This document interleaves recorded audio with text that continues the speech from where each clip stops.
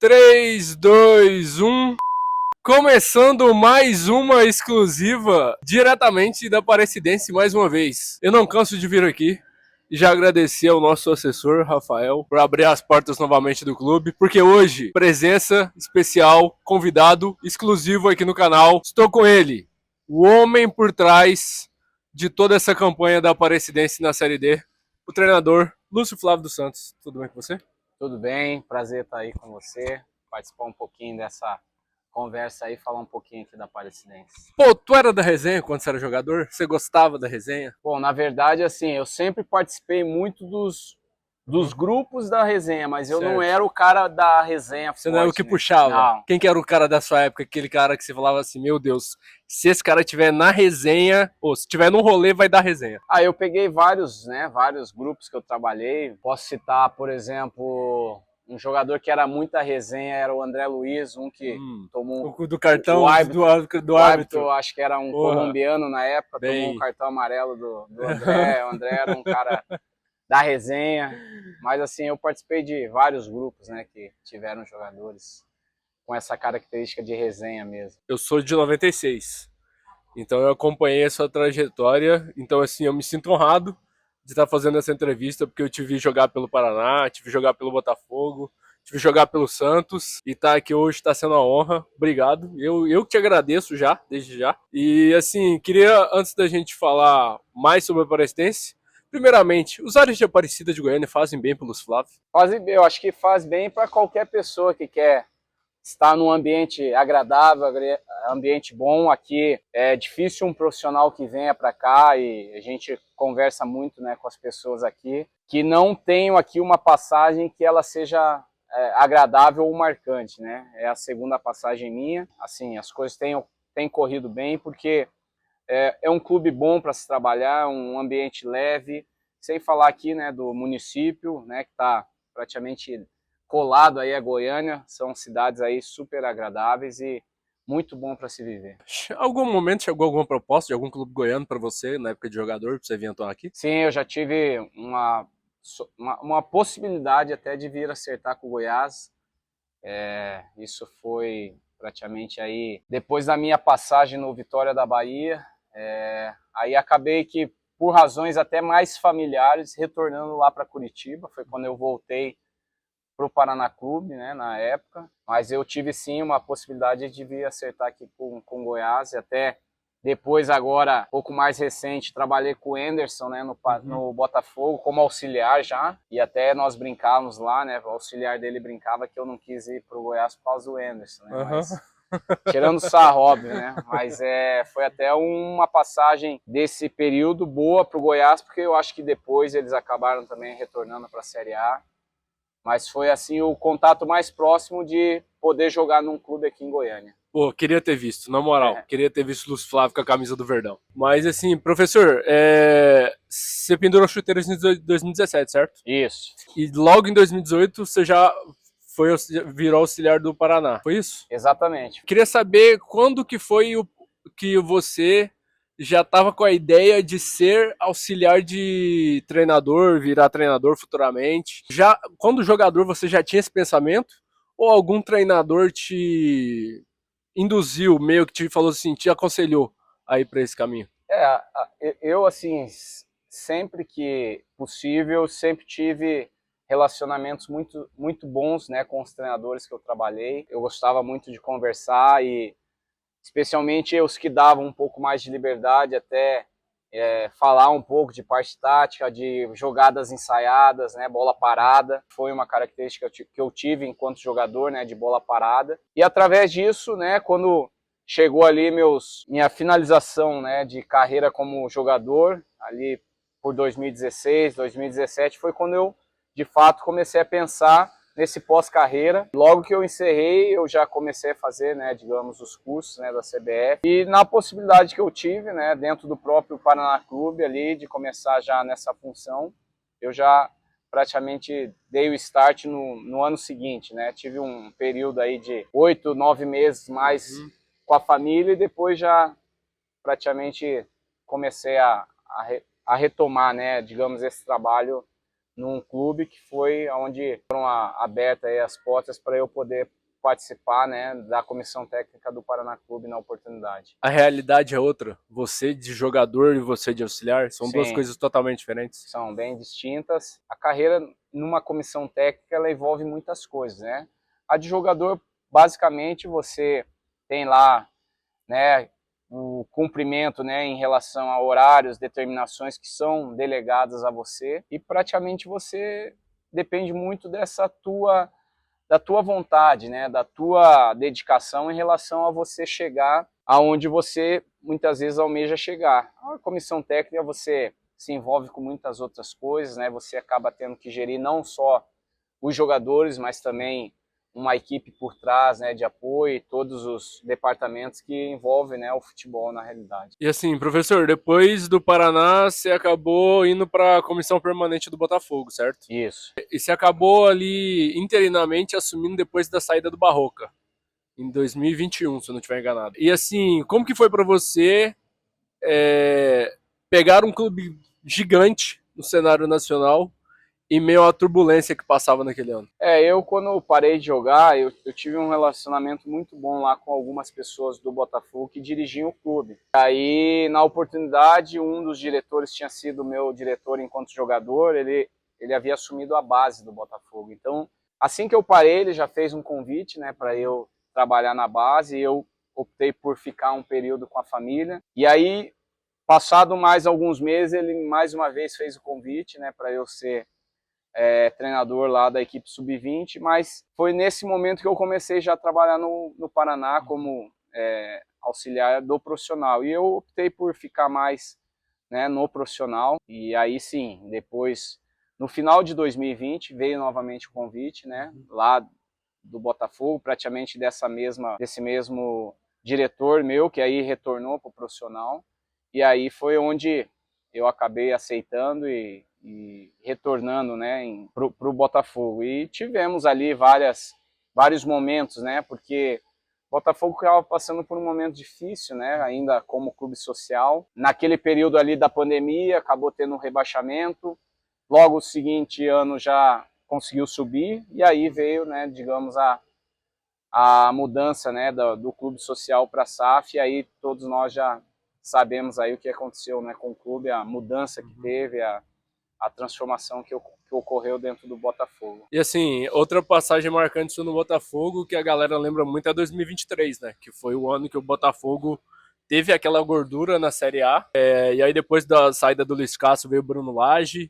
Aí depois veio você e terminou com o Caçapa. Você sente que a saída do Luiz Castro foi essencial para que aquele Botafogo que estava bem embalado acabasse como acabou aquele ano, que foi de primeiro colocado para terminar na pré-Libertadores? Assim, existem dois momentos de troca de treinadores, né? Ou quando está muito mal, ou está muito bem. E naquele caso, o Botafogo estava muito bem e o Luiz Castro acabou recebendo uma proposta, como ele mesmo falou, irrecusável, né, do ponto de vista financeiro. E naquele momento existia ali a comissão na equipe profissional, que era a comissão do Luiz Castro. Eu era o treinador da equipe sub-23, e eles tiveram um jogo, se não me engano, da Sul-Americana numa quinta-feira à noite, né? E na sexta de manhã o Luiz Castro comunicou que ele estava saindo. E na sexta de manhã, pelo sub-23, nós estávamos tendo um jogo treino. Quando acabou o jogo treino, eu fui comunicado para eu me apresentar à tarde lá no profissional, porque domingo teria o jogo contra o Vasco, e aí eu estaria à frente, né, da equipe. Então, foi muito rápido, né? É claro que eu, por estar fazendo parte do clube, eu acompanhava vários jogos ali, principalmente os jogos em casa, eu ia assistir todos e basicamente conhecia ali, né, a característica que o time vinha jogando. Então, até para que não tivesse, né, uma mudança drástica, apenas houve uma continuidade do trabalho que o Luiz estava fazendo. Aí veio o Caçapa, né, e começamos a trabalhar juntos. Tivemos 4 jogos à frente ali naquele primeiro momento e nós vencemos os 4. E aí o clube contratou o Bruno Lage. Bruno ficou um tempo razoável dentro do clube, mas em função de algumas questões que acabaram não naquele momento ali saindo da forma não não talvez assim Esperado. dentro do esperado, ele acabou saindo do clube, né? O clube optou por uma outra mudança e aí foi quando eu novamente assumi, né? Mas assumi de uma forma ali interina, porque eu era o auxiliar da casa e fiquei, né, determinado tempo até o clube escolher trazer de novo um treinador, que no caso foi o Thiago Nunes, né, que assumiu e acabou finalizando o campeonato ali pelo Botafogo. Pô, mas você sente que, de certa forma, te colocaram na fogueira, em meio à turbulência que tava, saída do Luiz Castro, a vinda do Bruno Lage, que não tinha dado certo, colocaram você e o Caçapa ali como forma de, sei lá, vamos colocar dois caras da casa, se der errado a gente já tem o culpado. Foi mais ou menos isso? Na verdade, assim, o Caçapa ele ficou só o primeiro momento da saída do Luiz, né? Depois ele voltou lá para a Europa, porque ele tinha um contrato com o Lyon e acabou depois assumindo como treinador do Molenbeek, né? Que era um dos clubes da Eagle, né? E no caso, depois que o Bruno Lage veio, ficou a comissão do Bruno e eu fiquei como o assistente da casa. E automaticamente, como eu conhecia, né, os jogadores, conhecia ali o clube nessa mudança optou por não trazer um outro profissional, até para não mudar novamente a característica que basicamente levou o time para uma primeira colocação. E aí em cima disso foi que eles optaram, né, pela minha ali permanência, né, como o treinador interino e é aquela questão, né, especialmente aqui no Brasil, o treinador interino ele dura enquanto os resultados eles acontecem, né? Certo. Como eu assumi, nós ganhamos 2 primeiros jogos, aí nós tivemos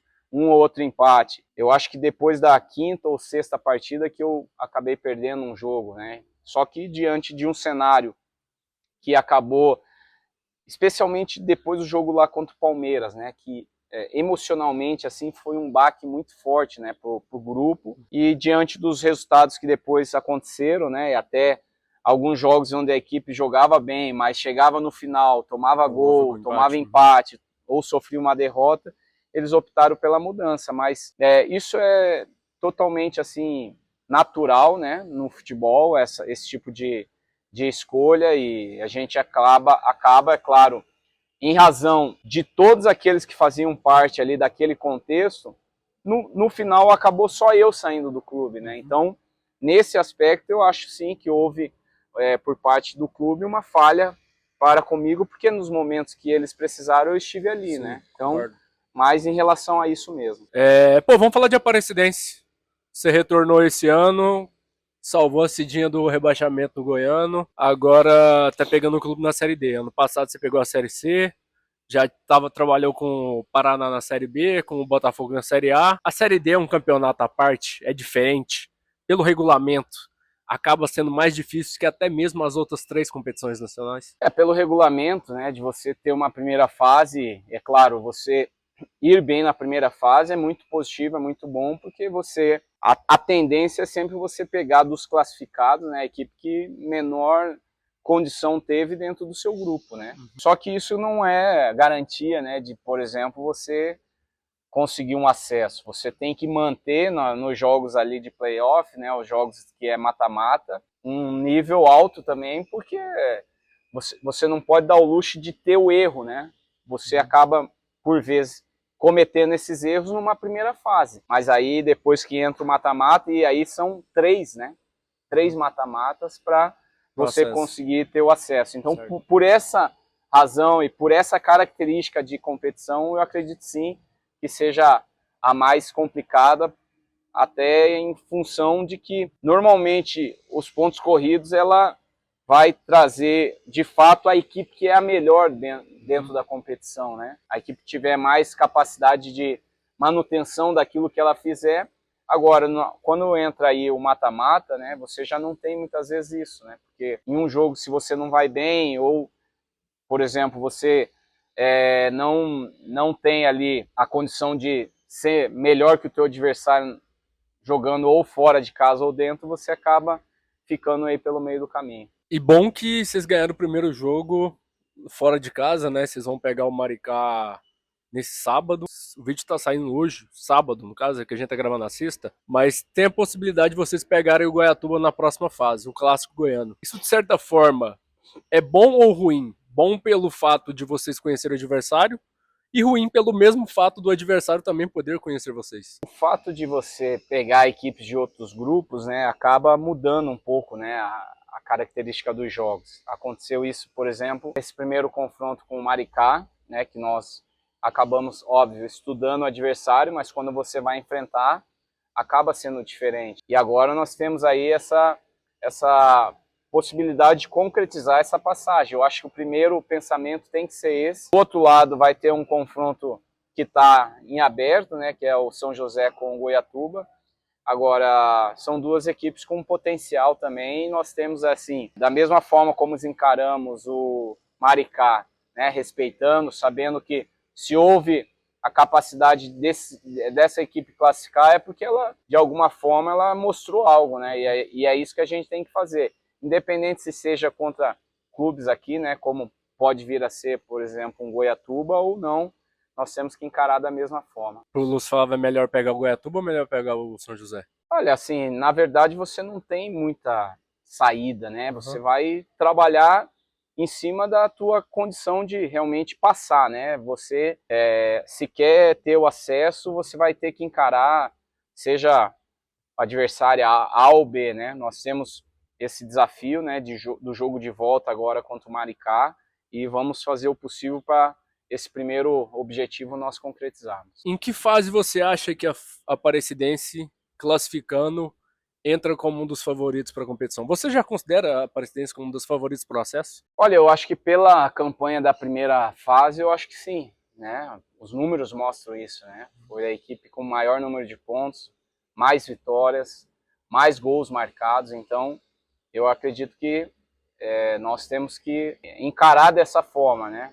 Existem, eu acho que pelo menos 10 times aí com essa possibilidade também, mas é construir passo a passo, né? Cada fase, cada mata-mata que nós vamos encarar daqui para frente. 4 times vão subir.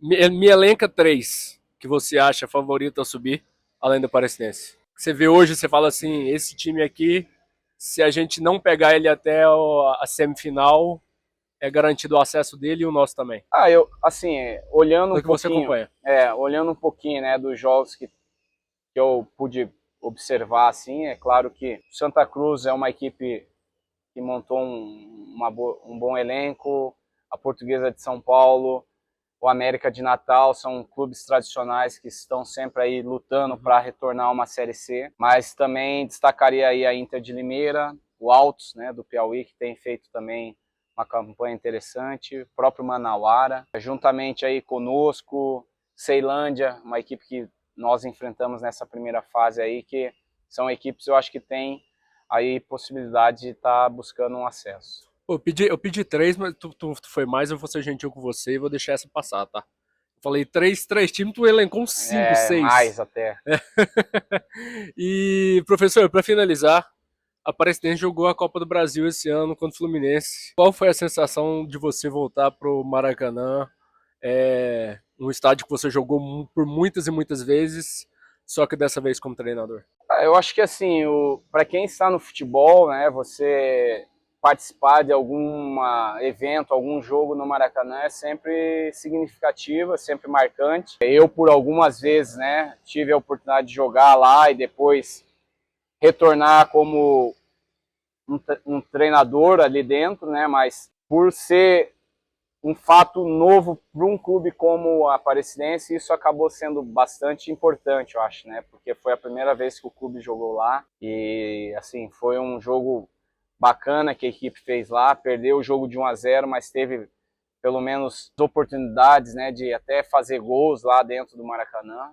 A postura da equipe ela foi muito boa e é um estádio, né, onde a gente sabe do que ele representa, né? Não só para o cenário nosso aqui, nacional, mas internacional também. Então, eu acho que foi muito válido assim, esse jogo, né, que a equipe fez lá dentro do Maracanã. Eu disse que era para finalizar, mas uma me surgiu aqui na cabeça. Como que é o Lúcio Flávio, a relação do Lúcio Flávio com os jogadores, né? Eu entrevistei aqui o Guimeira, entrevistei o Caio, entrevistei outros jogadores aqui na Aparecidense mesmo. Queria saber como que é a sua relação com eles. É próxima? É aquela relação de treinador paizão, tu cobra quando tem que cobrar, brinca quando tem que brincar, como que é? Olha, assim, eu acabo buscando ter a relação com o jogador da mesma forma que quando eu era jogador eu gostava que o técnico tinha comigo, né? De respeito, de saber que vão ter os momentos, né, de cobrança, vão ter os momentos ali, às vezes, da brincadeira, né, do lazer, mas é sempre de procurar manter um ambiente bom, um ambiente saudável, respeitar especialmente aqueles que muitas vezes não jogam, né, porque esses acabam sendo muitas vezes até, digamos assim, colocados, né, de lado, né, pelo fato de não estarem muitas vezes participando, mas eu acredito assim que essa é uma relação que ela é sempre válida, né, de você ter o respeito pelo atleta, primeiro por saber que é um ser humano, né, e por isso você tem que ter esse tipo de relacionamento e ser transparente, né, naquilo que você faz, né, é o que eu busco fazer, principalmente após aí eu ter tomado nessa direção, nessa nova carreira. É isso, professor, muito obrigado Valeu. pela entrevista, agradeço demais, sensacional, foi um prazer falar contigo. Conte conosco aí. Conta comigo também sempre, todo sucesso para você, Obrigado. que a Aparecidense ganhe, vença todos os jogos aí praticamente, confirme esse acesso e quem sabe o título, que eu quero voltar a entrevistar o senhor aqui agora como campeão da Série D 2025. Vamos lá, vamos fazer o possível para que isso aconteça então. E para você de casa que gostou, professor, melhor você, pede pra galera deixar o like e inscrever na Pimenta TV. Vamos lá, pessoal, vamos lá, curtir, se inscreva no canal aí, certamente é muito importante aí para que outros também possam ser alcançados por meio aí dessas entrevistas que são feitas aqui no canal. É isso. Professor deu papo, deixa o like, curta, comenta, compartilha, tamo junto e é nóis.